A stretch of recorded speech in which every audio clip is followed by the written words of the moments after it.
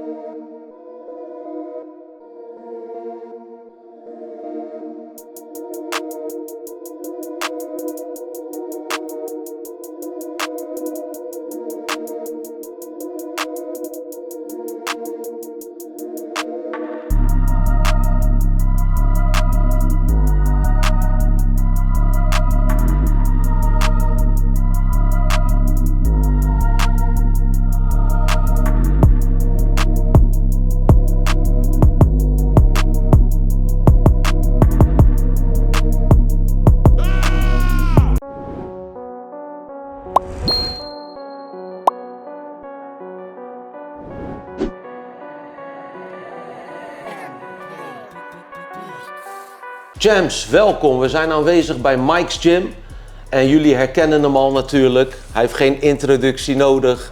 Tarek Cookie Osaro, broeder. We zijn er weer. Delighted om jou weer te spreken. Ja, altijd leuk met jullie. Het is binnen een while alweer, hè? Ja, laatste keer was oktober. Ja, zoiets. Het was voor Collision 6. Nee, trouwens, de laatste keer was 2 weken geleden. Ja. Ja, maar niet met mij, hè? Nee, niet met jou. Wel maar met mijn collega. Met jullie was 2 weken geleden. Hoe is die met je? Goed. Ja, lekker. Ik zit er goed in. We zijn keihard bezig om weer te kunnen shinen 9 maart. Je zegt al, het was een tijdje geleden dat wij elkaar spraken. Ja. Je kan tegenwoordig geen patatje oorlog meer ergens bestellen voordat mensen zich bemoeien met jouw voeding. Je kan niks meer tegenwoordig. Boodschappen niet. Tanken. Ja, ik word overal nu herkend. It's part of the job, zeg ik altijd. Het hoort erbij. Het is wel mooi. Een van mijn beste vrienden die zei toen van heel grof, ja fuck it, Cookie heeft verloren, maar iedereen weet nu wel wie hij is. Hij zegt dat is goed, hij komt gewoon terug. En dat merk ik nu gewoon. Je wordt overal herkend door die partij. En de ene die benadert je positief. De ander die gooit af en toe een sneer naar je, maar het hoort er allemaal bij. Ja, er is inderdaad wel wat veranderd. Mensen, ook in onze omgeving, weten steeds meer wie Tarek Cookie Osaro is. Ja. En inderdaad, ze zeggen the bad comes with the good of andersom. Je zal heel veel complimenten krijgen, maar er zullen ook een paar mensen zijn die denken van shit, we hadden misschien meer verwacht. Tuurlijk, maar dat is altijd zo. Dat is topsport, denk ik. Ja. Men creëert de verwachting naar je laatste partij of je laatste wedstrijd. Ja, en als je dan die verwachting niet tegemoet komt, ja, dan doe je er eigenlijk niet meer toe, heel bot. Dan ben je slecht, dan moet je stoppen, moet je wat anders doen. Ja, dat is topsport, dat hoort erbij. En dan aan jou als atleet om de volgende keer het tegendeel weer opnieuw te bewijzen en te laten zien dat je het wel kan. Dat is nogmaals weer part of the job, dat hoort er allemaal bij. Dat vind ik die topsportmentaliteit. Ja. Wij spraken elkaar ook. Niet alleen bij winst spraken we jou, maar ook na je verlies spraken we elkaar ook. Ja. En het kwam na een reeks van alleen maar TKO's en KO's. Ja, dat kan een keertje iets. Het kan een keertje anders uitpakken, maar toen stond je ook voor onze camera's. Ik vind dat een les ook voor andere vechters, maar ook voor mensen die met verlies te maken hebben in het leven. Ja, kijk, tuurlijk, het is. Hoe zeg je dat? Het is nooit leuk om te verliezen. Ik weet nog dat ik in een podcast ooit zei van als je wint leer je, maar als je verliest leer je ook. Alleen komt de les harder binnen. En als je dan nu verliest, of als je verliest, is het sowieso makkelijk om te zeggen van weet je wat, ik heb verloren, ik ga naar huis, ik wil niemand spreken en het is goed zo. Maar je kan hem ook als een man nemen en denken van ja, ik heb verloren, shit, fucked up, wat nu? En gewoon nog steeds mijn werk doen en gewoon ook de mensen verhaal geven waarom het misging. Want dat hoort uiteindelijk ook bij je sport. Het gaat niet alleen om winnen en alle leuke mooie dingen, maar je moet ook de mensen durven toe te spreken als je verloren hebt en als het een keer niet goed is gegaan. Dus ja, nogmaals weer, part of the job, het hoort er allemaal bij. En we zijn allemaal atleten en topsporters. En ook met verlies moeten we de mensen te woord willen staan, of durven staan zelfs. En ze een kleine uitleg geven vanuit jouw perspectief. Want op het eind van de dag gaan mensen invullen of aannames trekken. En je moet denk ik altijd ervoor zorgen dat jouw verhaal als eerste naar buiten komt. En wat ze allemaal daarna zeggen, ja, dat is aan hun. Maar je hebt in ieder geval dan wel je verhaal gedaan, bij winst of verlies. Ja, de grotere vechters op deze aardbol, die komen altijd ook na een verliespartij, want het hoort erbij. Hè? Je zegt altijd, je leert van allebei. Ik denk dat je nog meer leert van verlies. Ja, de les komt harder binnen. Ja. Je kan sowieso met winst ook, leer je ook dingen. Of zijn er punten waar je mee bezig was die dan opnieuw weer in die wedstrijd naar voren komen. Waar je achteraf van denkt, oké, ja, ik heb gewonnen. Maar het kon ook op dat moment misgaan. Maar bij een verlies komt hij nog harder binnen. Dus van ja, maar shit, ik moest nog harder daaraan werken. Was het moeilijk voor jou om in die kleedkamer de beslissing te nemen van ik ga de pers wel te woord staan? Moet ik even weer terug naar het moment.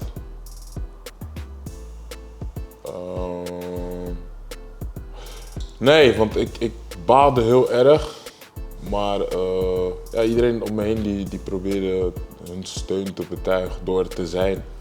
En een beetje grapjes te maken en ja, een beetje luchtig over de wedstrijd te praten. En ik dacht toen van, ja, ik ga gewoon die interviews doen. En gewoon de mensen vertellen dat het misging. En mogelijk ook waarom het misging. En dan heb ik dat voor nu gedaan en dan kan ik verder met mijn verwerkingsproces. Dus het was niet zo'n moeilijke beslissing op dat moment om jullie of de meerdere media's te woord te staan. Ben je dan boos? Ben je dan teleurgesteld? Ben je verdrietig? Of is het een mengelmoes van deze dingen? Alles. Alles. Je bent trots, je bent blij, je bent boos, je bent verdrietig, je bent teleurgesteld. Een klein beetje wanhopig. Er gaat van alles door je heen. Maar ja, dat hoort erbij, denk ik. En daar moet je ook op jouw manier dan mee leren omgaan. Nou, we gaan er ook niet te lang bij stilstaan. Het enige waar ik heel erg nog benieuwd naar ben, als we kijken naar Collision 6, jouw partij versus Rico Verhoeven. Zou je het anders hebben gedaan met de wetenschap hoe dit is verlopen? Tuurlijk, maar dat is makkelijker praten achteraf. Laat ik het anders zeggen. Waar verraste hij jou mee in die ring?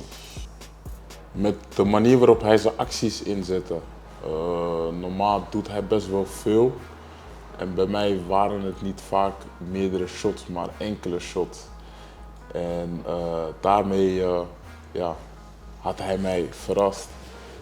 En daarmee bepaalde hij de wedstrijd. Ik denk ook een stukje ervaring in zijn voordeel.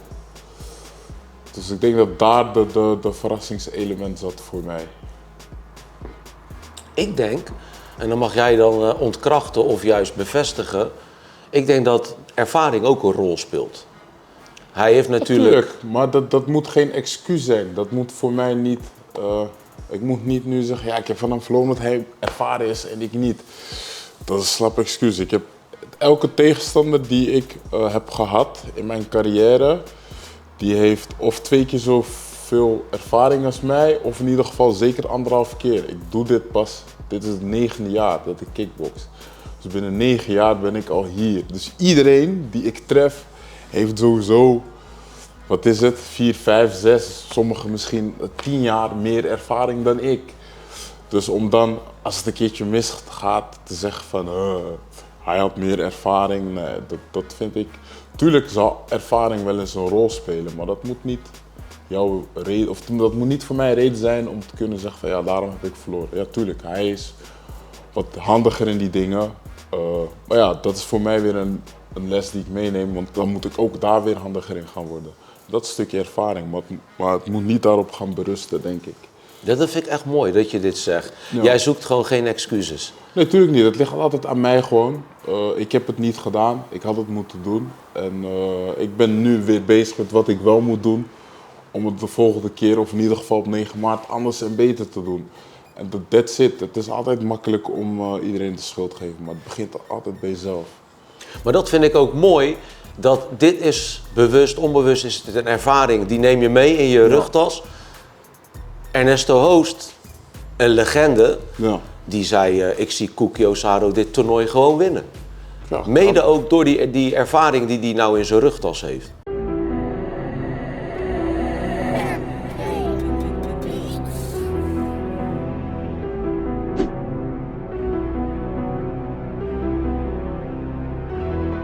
Ja, het kan. Hij weet als geen andere hoe het op een toernooi gaat. Dus het is alleen maar leuk om van zo'n iemand te horen dat hij vertrouwen in mij heeft, zeker. Maar ik ben niet per se bezig met het winnen van het toernooi, maar eigenlijk met het winnen van elke partij die ik krijg. Goed zo. En de eerste is tegen Bahram Rajabzadeh. En win ik die, dan is de volgende tegen Dan Levy of Uku en win ik die. En dan is het in de finale tegen een van de andere 4 jongens. Dus het doet me goed om te horen dat men vertrouwen heeft. Maar ik ben nu nog bezig met mijn partijen los. En als dat alle 3 goed gaat, dan win ik een toernooi. Dus ik ben niet zozeer bezig met het winnen van het toernooi. Dat stukje Collision 6 is afgesloten. Daar leren we van. We kijken nu vooruit. Sterker nog, jij spreekt zelfs zijn naam vloeiend uit. Bahram? Bahram Rajabzadeh. Ja, nou, dan heb je hem bestudeerd, hoor. Ja, tuurlijk. Het is de volgende tegenstander, Ja. dus dan moet je wel weten. Het zou erg zijn als ik niet wist wie hij was. Of als ik zijn naam niet kon uitspreken, denk ik. Ja. Nee, veel aanhang. Turkse, Azerbeidzjaanse aanhang. Wij krijgen heel veel DM's en mailtjes binnen. De video, dit interview gaat ook in het Turks worden aangeboden. Ja, dus leuk. als jullie op subtitles drukken, dan Krijg je hem in het Turks. En ik denk dat je heel wat gezegd. Turkse aanhang daar ook zal horen. Doet dat iets met je? Of vind je dat eigenlijk wel stiekem wel leuk? Het is toch mooi als... ik denk voor hem sowieso wel leuk om te ervaren. Dat vul ik in, doe ik niet graag. Maar voor hem als niet-Europese vechter hier in Europa toch veel fans weten te krijgen. En een liefhebber te zijn voor heel veel mensen. Ik denk dat dat wel goed voor hem is. Of dat het hem goed doet. Dus dat is leuk als we ook zijn aanhang hierin meekrijgen en daarmee het ook nog groter kunnen maken. Ik wil er zo nog naartoe werken, maar een directe vraag zou zijn... Waarom heb jij in godsnaam, zeggen mensen tegen mij... waarom heeft hij in godsnaam gekozen voor Bahram... die door sommigen, of misschien is dat juist de reden... dat zie ik jou ook wel zeggen... maar waarom kies je een hele behendige en door velen als de gevaarlijkste outsider... waarom kies je die vechter als je eerste opponent? Waarom niet? Is dat het? Is dat het antwoord? Het is een beetje gek om iemand te... Je moet, vroeg of laat kom je hem tegen. Vroeg of laat ga je hem treffen en moet je met hem knokken. Wat ga je dan doen? Ja, ik kan niet of ik wil niet. Dus ik snap dat mensen die vraag hebben, maar ik kan hem beter in de eerste partij treffen. Gewoon een beukpartij ervan maken. En tuurlijk, het is een toernooi. Je komt er zo met schade uit een partij. Maar ik denk als je hem hebt gehad, ben je super scherp voor de rest van het toernooi. Want hij komt gewoon om te knokken. Dat betekent dat je ten alle tijde scherp moet blijven. Want elk moment kan er bij hem wat gebeuren. Dus dat een betere start dan hem, kan ik mij niet voorstellen in het toernooi zoals die nu is met iedereen die meedoet. Dus ja, waarom heb ik voor hem gekozen? Daarom en waarom niet? We moeten toch uiteindelijk met Je elkaar moest vechten. uiteindelijk kiezen tussen hem en Nabil. Ja. Nabil Klopt. Gesheb. Ja. Was het een bewuste keuze? Ja, tuurlijk ook dat, want ik heb nu 2 keer verloren op een collision in Gelderdoom. En nu gaan we weer in Gelderdoom vechten. En er zitten 2 gasten waarvan ik heb verloren in het toernooi. En 1 daarvan zit aan dezelfde kant als mij, dus die kan ik mogelijk treffen. Nou, dat is al revanche 1, als het mee zit. En dan heb je straks in de finale, als het aan die kant voor hem goed gaat, revanche 2. Dus los van het stukje gevaar wat ik opzoek, zoek ik ook een stukje redemption op door dus die route te bewandelen. als het allemaal goed gaat. God wil. Inshallah is wel een mooie verhaallijn inderdaad. Toch? Ja. Ja. Bahram wordt gezien als een gevaarlijke vechter. Zie jij in waarom mensen dat ook zo vinden? Ja, het is gewoon een jongen die heeft gewoon scheid. Dat interesseert hem niet. Wie, wat, waar. Hij komt gewoon om te beuken en dat maakt hem denk ik gevaarlijk. Wat ik zeg, hij gooit alles wat in hem opkomt vanuit elke hoek, stand.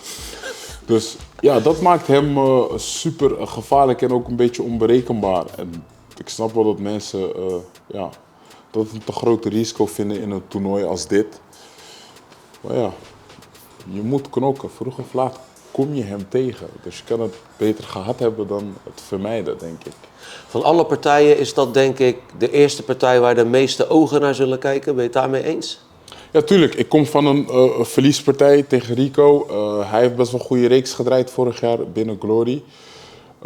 Heel veel mensen hebben vertrouwen en hoop in hem. En bij mij is dat natuurlijk een beetje gezakt. Maar ik moet me tegelijkertijd ook weer opnieuw bewijzen tegen hem. Dus men is gewoon super nieuwsgierig / benieuwd naar hoe dat gaat uitpakken voor ons beiden. Jij bent 28 jaar jong als ik het zo goed heb. En hij is 33. Hij heeft misschien net iets meer kilometers op de teller, maar ook in een andere divisie. Ben ik iets vergeten? Wil je nog iets toevoegen daaraan? Ja, volgens mij is dat het. Ja. Dat zei ik net al. Iedereen die ik tref heeft meer ervaring. Dat zegt niks. Dat zegt niet per se wat. Of moet niet een excuus zijn om naar uit te wijken. Hij heeft meer ervaring, hij is wat ouder. Ja, hij vecht normaal in de min 95. De laatste paar keren woog hij rond de 100. Dus ook maar de vraag hoe hij het gaat doen als hij vecht tegen iemand die 20 kilo zwaarder is. De vorige keer vocht hij tegen Momin, woog ook rond de 100. Beetje hetzelfde gewicht. Ja, Oeku was dan wel rond de 112 of 13 volgens mij. En Tavares was ook rond de 100. Ja. En nu, ik vecht op meestal 125. Ja, dat is toch een ander soort impact. En hoe gaat hij daarmee om kunnen gaan? Ja. Het zijn allemaal dingen die vergeten mensen ook. Los van het feit dat hij sowieso gevaarlijk blijft en mogelijk is het ook een gewichtsverschil in. De loting. Ja. Ik was er niet bij, ik was in Oman. Ja. Maar ik heb het wel gevolgd hoor. Ja? Ik kon geen Videoland ontvangen in Oman, daar moeten ze wel wat doen, maar ik kreeg de berichten binnen. Wat vond jij van de loting? Was het een loting? Dat is mijn vraag. Wat vond ik van de loting? Ja. Wat moet ik ervan vinden? Ik moet opdagen. Mooi. En Glory is werkgever en zij hebben het zo bepaald. Ja. Rico was kampioen, hij mocht als eerst kiezen. Ja. Levi stond hoger dan mij gerankt. Ja. Snapte ik niet, maar goed, het zei zo. Hij mocht daarna kiezen en daarna was ik. Ja. Ik had het liever in een soort grabbelton, Champions League-achtige setting gehad. Ja. Dan krijg je toch wat meer dat je moet knokken. Dus wie jij trekt, dat is jouw tegenstander. En er is geen discussie mogelijk in wel of niet, te makkelijk of te moeilijk of teamgenoot of nee. We hebben getrokken, dit is wat het is en nu moet je gewoon knokken. Dat was denk ik ook voor de fans leuker geweest. Maar goed, het is wat het is en het ging op deze manier. Nabil die pakte na afloop de mic en die zei, waarom kiest niemand mij? Ja, dat begrijp ik als je tegen je eigen teamgenoot moet. Maar ja, wat ik zeg, Glory is werkgever, zij bepalen. En we konden een beetje hierin manipuleren door te kiezen. Ja, ik kies dan voor Rajabzadeh in plaats van hem als één na laatste. Ilyas Hamous, Nabil Ghecheb, Tariq Koukiosaro. Is Amersfoort de fight capital van Nederland aan het worden? Nee. Ik denk niet dat wij Amsterdam kunnen overtreffen. Ik denk dat de meeste vechters wel hier vandaan komen. Ja, zeker wel. Maar wij hebben best veel vechttalent uit Amersfoort gehad en hebben nog steeds wel. Ertuğrul Bayrak, Nabil Ghecheb, Mushi. Ja. Vroeger had je Geronimo de Groot, Ja. Oktay Karatas, Ja. Victor Koekoe, broer van Bayrak, ik ben even zijn voornaam vergeten. Je had Arm of Azad en Komt heel wat. broer, ik ben zijn naam van zijn broer kwijt. Je had Ramin, je had best veel Komt wel wat talent vechters. vandaan. Ja, NBA, best wel veel vechters.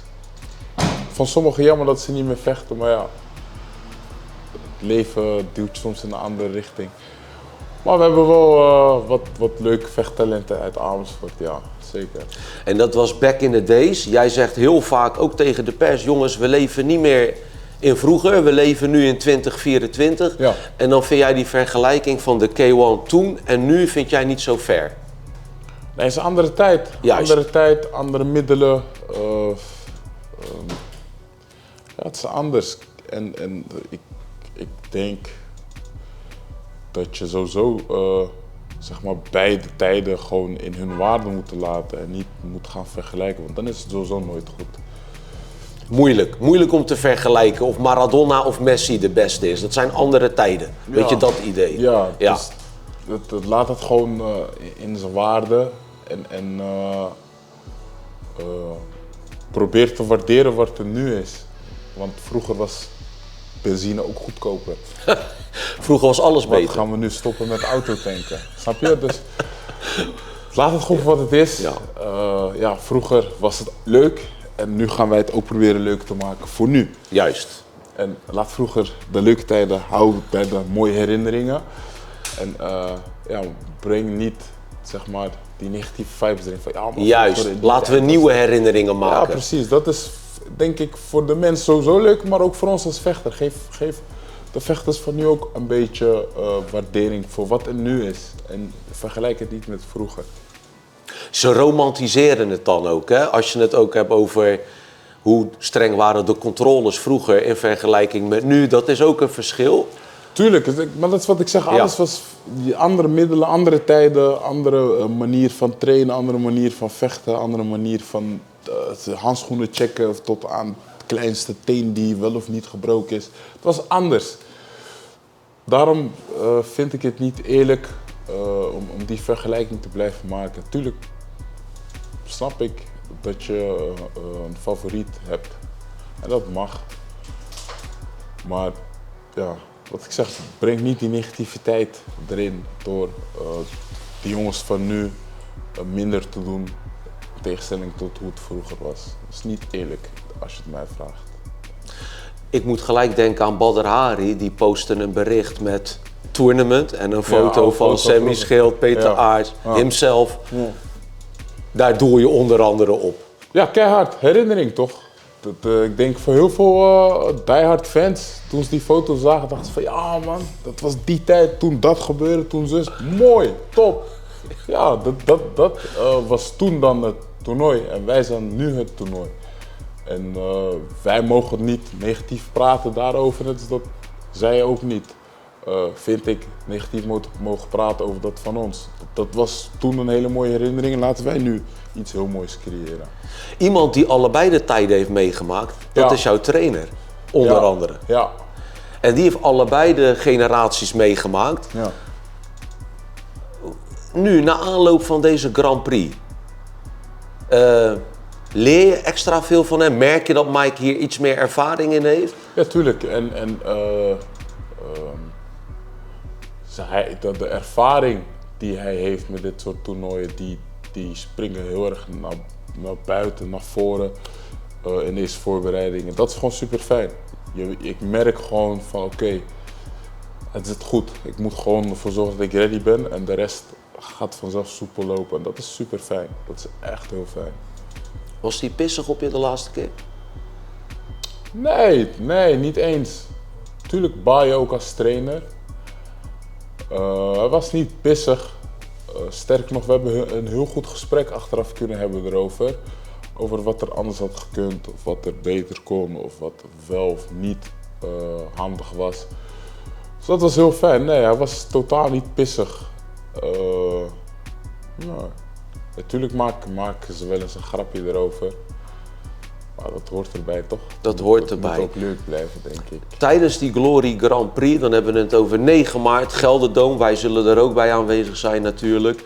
Er zijn een aantal mooie verhaallijnen erin te ontdekken. Wij zaten een beetje te speculeren en ik was benieuwd wat jij ervan vond. Is het meest ideale scenario hierna Levi, de Prins en daarna de King nog een keer in dit toernooi te pakken? Dat is het allermooiste scenario voor mij.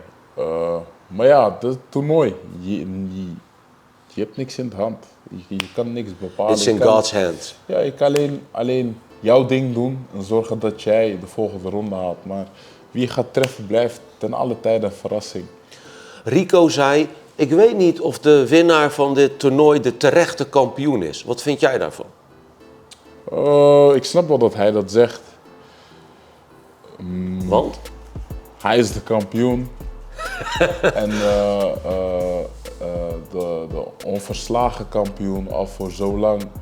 En mocht hij dan niet zijn die het toernooi wint, ja, wat stelt zijn belt dan voor? Dus ik begrijp dan dat hij zoiets roept. Maar ik denk als jij op een avond 3 keer vecht en je wint, Dan ben je de echte kampioen. dan laat jij zien dat jij die guy bent en dan ben je in mijn ogen wel kampioen. Als jij gewoon 3 keer op een avond kan knokken en 3 keer op een avond spectaculair vecht en je pakt ze alle 3, dan laat je volgens mij wel zien dat jij kampioen bent. En het is een gemixte toernooi voornamelijk. Je hebt de top 4 uit mijn hoofd en je hebt wat daarna allemaal komt. Dus stel je voor je bent ik zeg maar wat, nummer 10 in de ranking en je zit in het toernooi en je pakt iedereen. Kan je mij niet zeggen dat diegene geen kampioen is, toch? Ja, het is inderdaad een ander geluid. Ik vind het ook wel mooi. Rico geeft aan dat er een factor geluk ook meespeelt met zo'n toernooi. Hè? Dat de tegenstanders niet gelijkmatig zijn. Dat er altijd iets kan gebeuren waardoor iemand misschien... Ja, maar dat is ook met een partij, toch? Daar speelt ook... Maar dat is met een partij ook. Die drama kan ook in ronde 2 of 3 gebeuren of in de eerste ronde, bij wijze van. Ja, geluk heb je altijd wel een beetje mee zitten. Of het nou een toernooi is of een losse partij. Ik begrijp dat het geluk groter is in een toernooi. Maar weet je, wat is dan in die zin geluk? Omdat je 1,5 ronde eerder klaar bent? Of je kan zelfs in een ronde meer schade hebben opgelopen en op knockout gewonnen hebben dan iemand over 3 rondes in 1 partij. Dat is ook zo. Dus we kunnen echt, het is grijs gebied als je het mij vraagt. Ja. Mooie argumenten, die sla ik op. Iets anders wat ik ook heel erg graag aan jou wilde vragen is, er was heel veel sprake van ophef toen Nordin Mahidin zou vechten tegen Nabil Gesheb. Ja. Die is inmiddels geannuleerd. Ja. Ze zoeken nog een vervanger voor Nabil. Toen moest ik gelijk aan jou denken. Jij vocht ook al eerder tegen een teamgenoot. Ja. Jij hebt die route al bewandeld. Ja, ja, dat is nooit leuk, denk ik. Of denk ik weet dat, want ik had dat toen meegemaakt. Maar voor hem denk ik dat is niet leuk als jij beide voorbereiden bent op het toernooi. Maar ja, in die end, het is geen losse partij. Je vecht allebei eigenlijk uiteindelijk voor veel geld en die titel aan het eind. Dus op zich kan je het doen. Kijk, het is vooral dat het in de eerste ronde is. Kijk, was het in de halve finale, dan ja, kan je het begrijpen. Maar eerste partij snap ik het wel ergens. Maar aan de andere kant, als we loodjes moesten trekken, Had het ook gekund. toch? Zo is het. Dus ja, ik begrijp het. Maar aan de andere kant gewoon vechten. En, Nou, als iemand het je begrijpt, ben jij het wel. Ja, ik begrijp het Ja. wel, maar aan de andere kant gewoon vechten. Wat ik zeg, als er loodjes getrokken werden en ja, ze hadden pech met de trekking. Wat was er dan gebeurd, snap je? We weten het niet. Hij kan helaas door medische redenen niet vechten. Jammer. Maar aan de andere kant wel fijn voor hun team dan.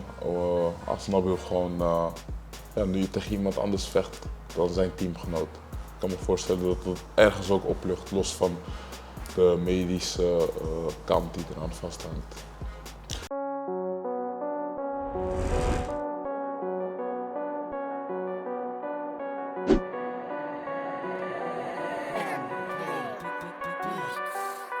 De winnaar die gaat met $500.000 richting huis. Ja. Is dat een drijfveer voor jou? Tuurlijk, het is life-changing geld. Maar ik denk de eer die je eraan overhoudt, die is veel meer waard. En ik denk, als je het toernooi in de tijd van nu wint, gaat het je uiteindelijk, als je het goed aanpakt, meer opleveren als die 5 ton. Dus het is lekker, motiveert, het is een goede drijfveer, maar de eer is groter om te winnen. Ik denk dat je wel, laat ik het zo zeggen, ik zou wel die gast willen zijn die achtmanstoernooi heeft gepakt nu in deze tijd. Daar zal ik heel lang op teren. Als je hem wint, op zondag moet je gewoon de hele dag niet tegen mij praten. Ik heb achtmanstoernooi gewonnen. Snap je? Dat gevoel krijg je. Ja, ja. Dus dat is voor mij de drijfveer. Vind ik mooi, man, dat je dat zegt. Inderdaad, los van geld. Natuurlijk geld, het is lekker, die 5 ton. Begrijp me echt niet verkeerd, 5 ton is heel veel Echt geld. lekker, hè? En de helft doneert hij aan Jamstalk natuurlijk. Dus. Misschien wel, wie weet. Maar de eer is gewoon... En de lessen. Jij bent natuurlijk ook jongerenwerker. Ja. Je kan jongeren die lessen ook geven van strijden. En soms ga je op je plaat en moet je op, op je tandvlees bijten, et cetera. Ja, de weg naar succes is niet makkelijk. Juist. En een toernooi is eigenlijk, dat staat gelijk aan wat in het leven gebeurt. Juist. Je moet gewoon, obstakels moet je facen en die overwinnen om verder te komen in life. Dat is het toernooi ook obstakel 1, obstakel 2, obstakel 3. Nou, lukt het niet, volgende keer weer opnieuw. Zo gaat dat. Plasibat zei dit, en dan heeft hij het over de Grand Prix met name. Hij zegt in een interview met ons, zegt hij, dit is het zwaarste van alle combatsporten bij elkaar. Hij zegt dit, omdat je meerdere keren op een avond geblesseerd moet doorvechten. Wat vind jij daarvan? Dat is ook zo. Je moet 3 keer maximaal leveren. Daar waar je gewend bent 1 keer maximaal te leveren en daarna al helemaal kapot bent, moet je het nu 3 keer doen. Ja. Op 1 avond. Dat is eigenlijk onmenselijk. Dat is gewoon gek. En daarom vind ik, om weer terug te komen op dat stukje vroeger was beter dan nu, dat vind ik dat je het niet vergelijken moet en dat je het gewoon op zich al moet respecteren. Dat er gewoon 8 mannen zijn die bereid zijn om gewoon eigenlijk dood te gaan die dag. Ja, het is bizar. 3 keer op een avond. Het is volgens mij geen andere sport doet dit. Nee, ik zie je ogen al gelijk fonkelen ook. Ben je mentaal op een goede plek? Ben je echt aan het visualiseren, imagineren? Ja, mijn eerste partij zeker. Ja? Ja, zeker. Ik ben eigenlijk heel snel al in die juiste mindset gekomen. En als je dan een tegenstander erbij, of als je dan tegenstander hebt, dan kom je nog verder erin. Dus dat is wel, ik zit goed. Heb je er zin in? Ja, ik heb echt heel, waarom? Omdat het ook iets historisch is, ook voor mij zeg maar. Toen ik begon, of ver voordat ik begon, keek ik naar K1 en niet wetende dat het altijd onderdeel was van achtmanstoernooi. En toen ik zelf begon, dat besef kreeg en nu gewoon 9 jaar later doe ik mee aan zo'n toernooi. Dat is voor mij al, eigenlijk kan ik ongeacht het resultaat na die toernooi zeggen, weet je wat, het was goed. Ik heb alles al gedaan wat ik wilde doen toen ik begon met kickboksen. Dus dat zeg maar is voor mij al die, dat je denkt van ja maar vet, kijk wat ik al heb bereikt in zo'n relatief korte tijd, maar ook weer in al die jaren, al dat harde werken. Kijk Zeker. wat het mij nu gebracht heeft. Ik zat een paar weken geleden Ariel Helwani te kijken. Ja. En die had het over Adesanya, Ousmane en die had het ook over Tariq Koukiosara. Ja? Oh, ja, leuk. zeker in de MMA-hour. Dus ja, je naam gaat. Het was toen ook naar aanleiding van de scheids die KO geslagen werd. Hè. Dat is best viral gegaan toen. Ja, klopt. Maar er komen wat goede vechters uit Nigeria en daar hoor jij nu tussen gewoon. Ja, ik doe mijn best om die erkenning te krijgen. We hebben inderdaad ook daar heel veel talent. Alleen ja, de bereik is niet zo groot vanuit daar naar de buitenwereld. Maar het komt. Komt wel, hè? Het komt, ja, het gaat komen. Ik denk over een paar jaar komt er wel een goede stroom vanuit die kant, deze kant op. Dichtste bij Glory Afrika misschien zal dan Glory Marokko zijn. Zou dat een land zijn waar je graag zou willen vechten ooit in de toekomst? Waarom niet? Het is sowieso mooi om terug te gaan naar de motherland. En als je dan in Marokko, of het nou Marokko, Egypte, Algerije, Ghana, Nigeria, Congo, maakt niet uit. Het heeft iets speciaals. Het is gewoon vet als je in Afrika kan en mag vechten. Ja. Dus waar het ook zou zijn, maakt niet uit. Maar mocht Glory in Marokko zijn en er is ruimte om daar ook op te vechten, ja, met liefde. Beetje die Rambo in de jungle vibes. Ja, het is vet. Het is echt vet. Zeker. Wat ik ook mooi vond van jou, zei jij in een interview tegen Glory. Jij zegt, nou als ik $500.000 win, misschien stop ik wel, ga ik lekker investeren. Vond ik een sterk antwoord, niet echt een typische vechtersantwoord. Ja, wij vechten eigenlijk, hebben we geen pensioen. Dus Ja, met 5 ton ja. kan ik wel niet. Kan je wel iets verzekeren, ja. Ja, en dan hoef ik eigenlijk niet meer te vechten, toch? Ja, eens. Dus ja, eigenlijk vanuit die gedachtegang zei ik het. Maar nee joh, als ik een 5 ton win,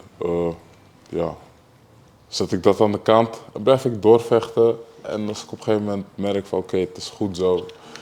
Ik heb alles gedaan wat ik wilde doen als vechter. Ik ben kampioen geweest. De koek is op, letterlijk.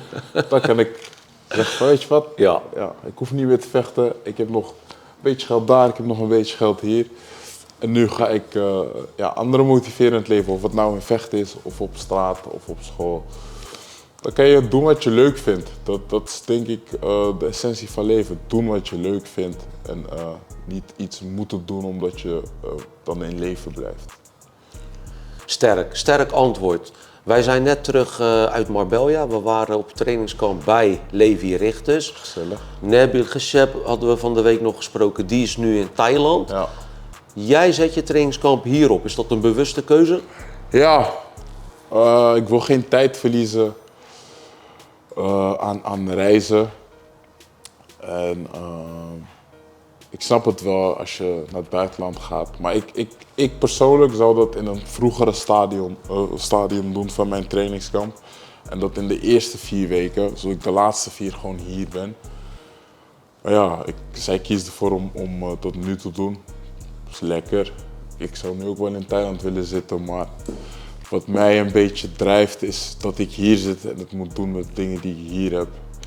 En dat is ook weer iets moois van oké, ik ben hier altijd. Ik ga nu hier gewoon het beste ervan maken. En als ik dat dan gehad heb, dan kan ik een keer voor de lol 2-3 weken alsnog naar Thailand of naar Amerika of naar Engeland. Dat kan altijd nog. En het is ook fijn om te trainen gewoon in je basis. Dit is de basis. Hier is alles. Hier heb ik alle trainers. Dus dat gaat ook veel makkelijker dan wanneer je dat in het buitenland gaat doen. Moet je veel schakelen. En vaak als ik in fightcamp zit, heb ik geen zin om te schakelen. Het moet allemaal voor mij. Ik moet weten, oké, ik moet hier om 8 uur zijn. Als ik dat gehad, ben ik om 12 uur daar. En als ik dat heb gehad, ben ik om 5 uur daar. En dan heb ik mijn dag gehad. En nu moet ik gaan regelen dat ik dat dan in een ander land op die tijd met hem kan. Oh, maar hij heeft dan...